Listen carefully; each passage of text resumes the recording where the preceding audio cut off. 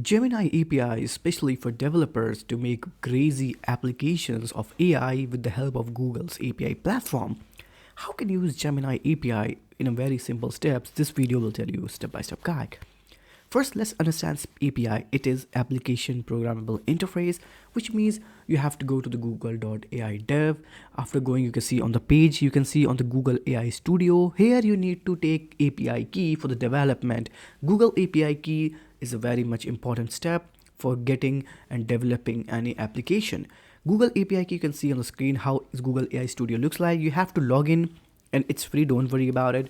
Now you can see on the screen, you can see create API key option. Clicking on it, after clicking on create option, you have to search a Google search product.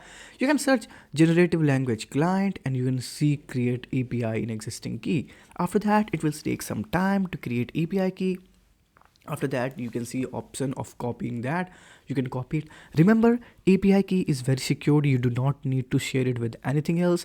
You should make it secure and in your application, use it on .env environment so that nobody can else use it.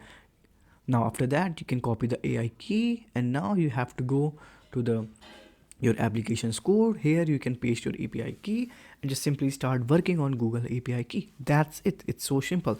Remember, you don't need to share the API key because it's very secret credential and it can generate a lot of bill if it's not taken care of. And I'll see you in the next one.